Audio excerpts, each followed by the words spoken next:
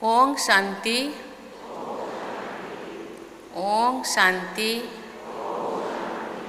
ओम शांति। पहले नया साल 2023 की बहुत बहुत बधाई, बहुत बहुत शुभकामनाएं। पहले वर्ष सितंबर में मेरा यहाँ आने का कार्यक्रम था, लेकिन अपरिहार्य कारणवश उस समय में आप सबके बीच उपस्थित नहीं हो सकी। इसलिए आज आप सबके बीच आकर मुझे अत्यंत प्रसन्नता हो रही है।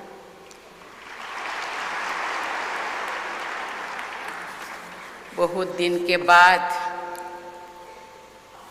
इस इंद्र सभा में कुछ समय बिताने का मुझे बाबा ने बुलाए हैं, इसीलिए बाबा को बहुत बहुत धन्यवाद। कहा जाता है समय से पहले भाग्य से ज़्यादा कुछ नहीं होने वाला है, इसीलिए शायद आज मेरे लिए ये समय है आपके साथ कुछ क्षण बिताने के लिए। ब्रजमोहन भाई जी ने बहुत बड़ी बात कही। मैं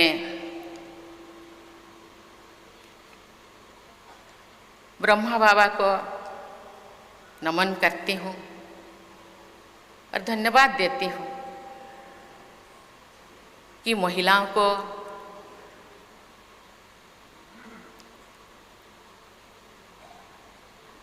पूरा विश्व में शांति और शक्ति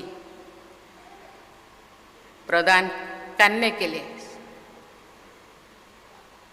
कलश, उनके सर पर कलश दिए हैं। आज इस संस्थान द्वारा पूरे विश्व में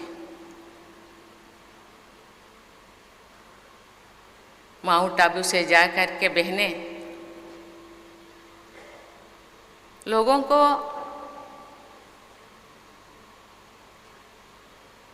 लोगों के मूल्यों को, लोगों के अंदर रहने वाला शक्ति को पहचानने के ज्ञान देने के लिए पूरा विश्व में इस तरह के सेंटर बनाकर उन लोगों को जागरूक करने के लिए बहनों को सशक्त बनाए।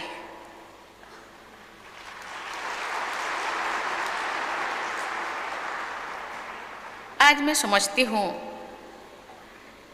देश में जो भी बेटियों के ऊपर, बहनों के ऊपर जो भी ऐसे घटनाएं घटित हो रहे हैं, मुझे लगता है बहनें ही ऐसे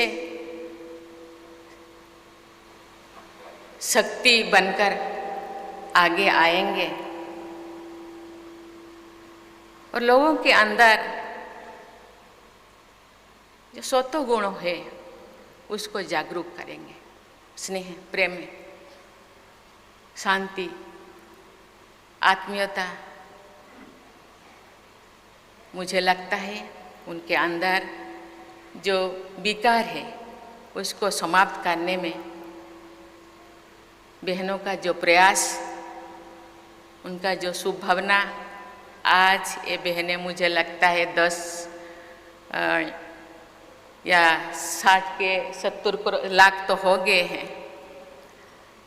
ऐसे ऐसे सेंटर आज गांव-गांव में हो रहा है। मुझे लगता है उनका सकाश, उनका शुभ भावना लोगों के मन में जो विकार है वो समाप्त करेगा और एक ना एक दिन सरकार अपने तरफ से, गवर्नमेंट अपने तरफ से प्रयास कर रहे हैं, लेकिन एक आध्यात्मिक संस्था के रूप में आज केवल ब्रह्मा कुमारी नहीं, बहुत सारे ऐसे संस्थाएं हैं इस दिशा में आगे बढ़ रहे हैं। मुझे लगता है ये वो दिन ज़्यादा दूर नहीं, आहिस्ते आहिस्ते लोगों के मन में आध्यात्मिक भाग जागृत हो रहा है। पुराण महाभारत कहीं पे भी हम देखें ऐसे घटनाएं घटित हो रहा था। मुझे लगता है अभी ये कलियुग है, ज़्यादा ही हो रहा है। कलियुग का मानसिकता को ख़त्म करना होगा और सत्य युग को आह्वान करना होगा, और इसीलिए हम लोग सबको प्रयास करना होगा और मन में सद्गुण को हम अपनाना होगा और आगे बढ़ना होगा। आज़ादी के अमृत महोत्सव के तहत ब्रह्मा कुमारी संस्थान द्वारा शुरू किए जा रहे राष्ट्रव्यापी अभियान rising India through spiritual empowerment का शुभारंभ करने का अवसर मिलना मेरे लिए सौभाग्य की बात है। इस अभियान का उद्देश्य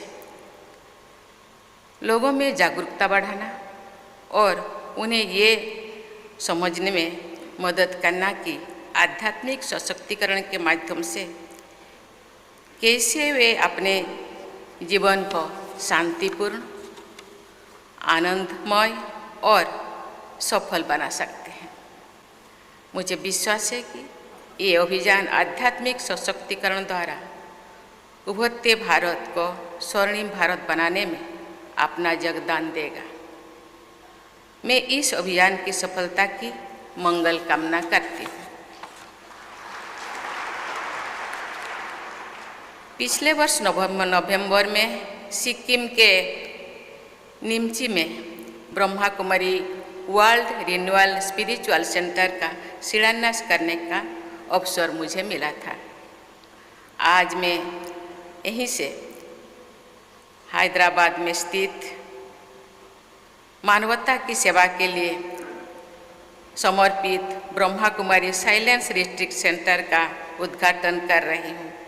मुझे विश्वास है कि ये साइलेंस रिट्रीट सेंटर आध्यात्म के माध्यम से हैदराबाद और आसपास के क्षेत्र के निवासियों के सामाजिक उत्थान में सहायक होगी। इंदौर में प्रजापिता ब्रह्मा कुमारी ईश्वरीय विश्वविद्यालय के ऑडिटोरियम, स्पिरिचुअल आर्ट गैलरी और साधना कुटीर का शिलान्यास करके मुझे प्रसन्नता हुई है। मुझे विश्वास है कि इन सुविधाओं का निर्माण कार्य पूर्ण हो जाने पर इन केंद्रों पर आने वाले लोगों को सहूलियत होगी। देवियों और स्वजनों, भाइयों और बहनों, इस धरती पर प्रत्येक मनुष्य मानसिक शांति चाहते हैं और उसके लिए प्रयास भी करता है। हम चाहे किसी भी देश, धर्म, जाति या संप्रदाय के हो, भोजन और पानी की तरह शांति भी हमारी मूल आवश्यकता है। ये प्रसन्नता की बात है कि ब्रह्मा कुमारी संस्थान शांति और आनंद के लिए मार्ग प्रशस्त कर रहे हैं। ब्रह्मा कुमारी संस्थान से मेरा गहरा संबंध रहा है और बना रहेगा। मैंने इस संस्थान में राज्य की पद्धति सीखी, बाहरी भौतिक सुविधाओं और घटनाओं के स्थान पर आंतरिक आध्यात्मिक शक्ति को महत्व देने वाली इस पद्धति ने मेरे जीवन में उस समय प्रकाश और उत्साह का संचार किया जो मुझे अंधकार और निराशा का अनुभव हो रहा था। एक गौरव की बात है कि विगत लगभग 80 वर्ष से ब्रह्मा कुमारी संस्थान आध्यात्मिक उन्नति, व्यक्तित्व में आंतरिक परिवर्तन तथा विश्व समुदाय के पुनरुद्धार के लिए अमूल्य योगदान देता रहा है। शांति, अहिंसा और प्रेम पर आधारित सेवा भावना के जरिए इस संस्थान ने होलिस्टिक एजुकेशन, ग्राम विकास, स्वास्थ्य, महिला सशक्तिकरण, डिजास्टर मैनेजमेंट, दिव्यांगजनों की सेवा, अनाथ बच्चों के कल्याण तथा पर्यावरण संरक्षण जैसे अनेक क्षेत्रों में महत्वपूर्ण कार्य किए। इन कार्य के लिए आप सबकी जितनी सराहना की जाए वो कम है। ब्रह्माकुमारी संस्थान की प्रतिनिधि माताएं व बहनें रक्षाबंधन के दिन विश्व में जहाँ कहीं भी है वहाँ के लोगों की राखी बांधते हैं। इस प्रकार ब्रह्माकुमारी विश्व समुदाय के अनेक लोगों को प्रेम का अटूट बंधन ने बांधते हैं। ऐसे प्रयासों का भी विश्व शांति के प्रसार पर सार्थक प्रयास है। मुझे बताया गया है कि आज ये संस्थान 137 देशों में लगभग 5000 ध्यान केंद्र का संचालन करने के साथ साथ अन्य क्षेत्रों में भी मानवता की सेवा कर रहे हैं। इस संस्थान के संचालन में महिलाओं की अग्रणी भूमिका होती है और स्पिरिचुअल ब्रदर्स इस कार्य में सहायक करते हैं। ये संस्थान महिलाओं द्वारा चलाया जाने वाला विश्व का सबसे बड़ा आध्यात्मिक संस्थान है।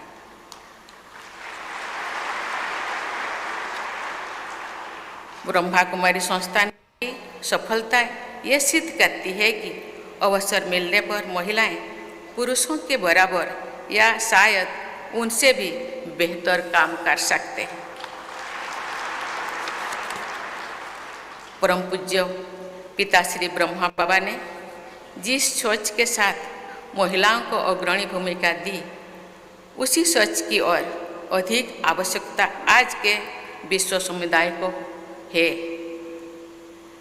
अनेक क्षेत्रों में सफलता प्राप्त करने वाली महिलाओं की कार्यशैली और उनके जीवन मूल्यों को देखकर बहुत से लोगों ने ये विचार व्यक्त करते हैं कि यदि विश्व समुदाय का नेतृत्व महिलाओं द्वारा किया जाए तो ऐसा विश्व शायद अधिक सक्षम, सुरक्षित, शांतिपूर्ण, न्यायपूर्ण और प्रेमपूर्ण होगा। मुझे इस बात की प्रसन्नता है कि ब्रह्माकुमारी संस्थान ने महिलाओं के सशक्तिकरण तथा उनकी उन्नति में सक्रिय भूमिका निभाई है। ब्रह्मा बाबा का मानना है कि महिलाओं के आध्यात्मिक, सामाजिक और बौद्धिक सशक्तिकरण में ही विश्व का समग्र विकास निहित है।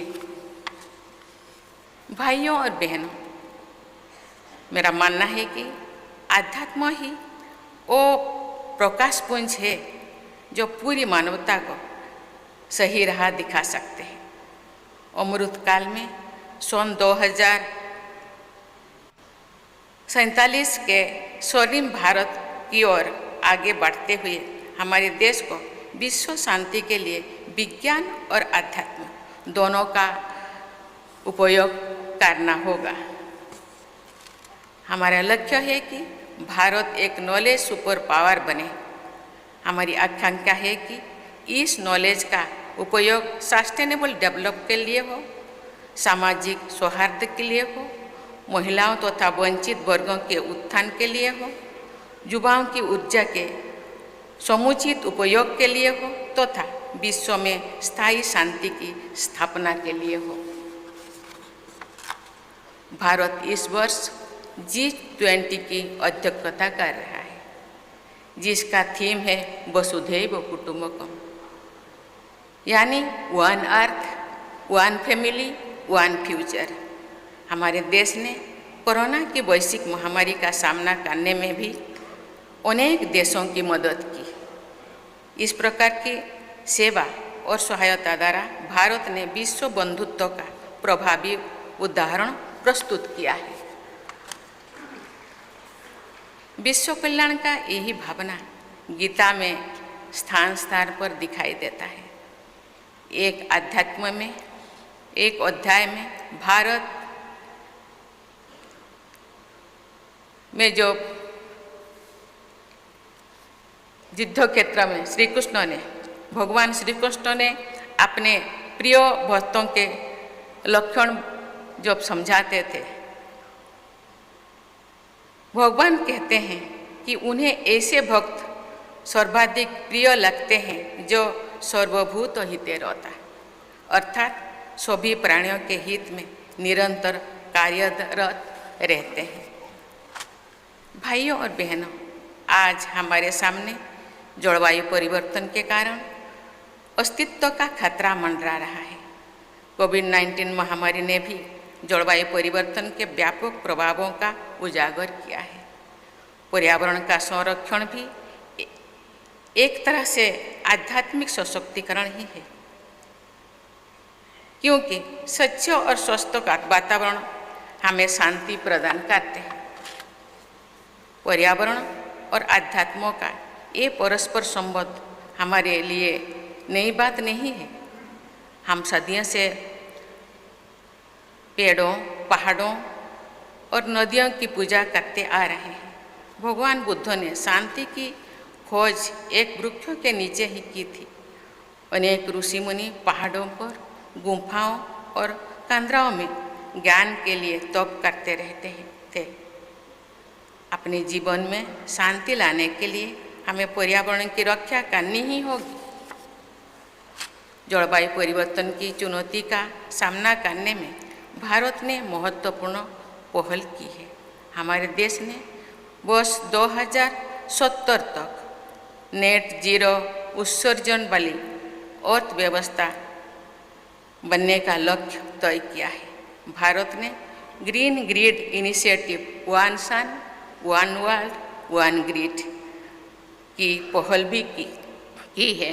पर्यावरण संरक्षण से जुड़ी इन संकल्पों ने हमारे देश को अग्रणी और संवेदनशील राष्ट्र के रूप में प्रतिष्ठा प्रदान की है।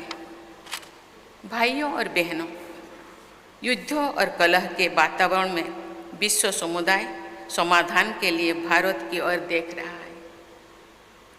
अनिश्चितता के इस दौर में अपने राष्ट्रीय हितों की रक्षा करने के साथ साथ भारत विश्व में शांति के अग्रदूत की भूमिका भी निभा रहा है। अपनी संस्कृति और परंपरा के अनुरूप हमारे देश अध्यात्म व नैतिकता पर आधारित विश्व व्यवस्था के निर्माण हेतु सक्रिय है। भगवान बुद्ध, भगवान महावीर, आदि शंकराचार्य, गुरु नानक देव, संत कबीर और महात्मा गांधी की शिक्षाओं ने पूरी विश्व को प्रभावित किया है। ओम शांति का मंत्र अधिकांश भारतवासियों के जीवन का हिस्सा रहा है। आदिकाल से ही हम भारतवासी जल, थल, आकाश, वनस्पति आदि सहित सर्वत्र शांति की प्रार्थना करते रहे हैं। दया और करुणा ही भावना भारतवासियों की जीवन मूल्यों में शामिल रही है। भाई और बहनों, मेरी मंगल कामना है कि माउंट आबू से शुरू हुआ ये राइज अभियान सभी देशवासियों को आध्यात्मिक रूप से सशक्त बनाने में हुए भारत को भी एक सशक्त राष्ट्र बनाने में अपना योगदान दे तथा पूरी मानवता के कल्याण को संबल प्रदान करे।